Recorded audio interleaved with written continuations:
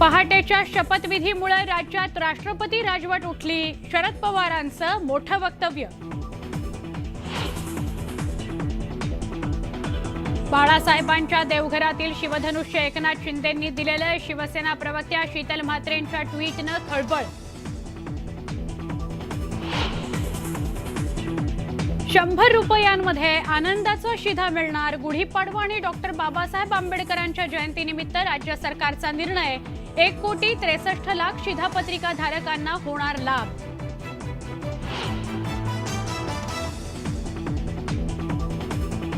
ठाणे पोलिसांनी नाशिकमध्ये जाऊन नोंदवला जबाब राऊतांचा. राऊतांना मिळालेल्या धमकीनंतर पोलिसांकडून तपास सुरू.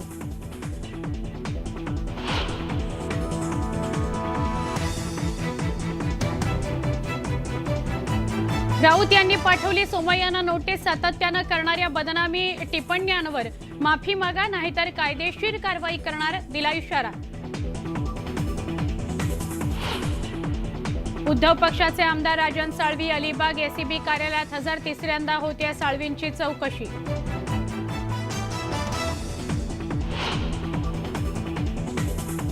महावितरणचा उस्मानाबाद शहर नगरपालिकेला शॉक. 6 महिन्यात चौथ्यांदा वीज पुरवठा खंडित. वीज पुरवठा खंडित झाल्यानं शहरात उद्भवली पाणी.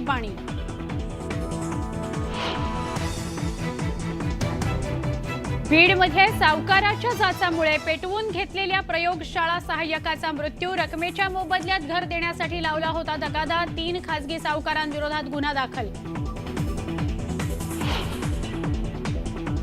मुंबईत उच्च शिक्षित तरुणांच्या कॉल सेंटर गँगचा पर्दाफाश. क्रेडिट कार्ड ऑफरच्या नावाखाली करोडोंचा गंडा. आरोपींसह 1600 सिम कार्ड जप्त.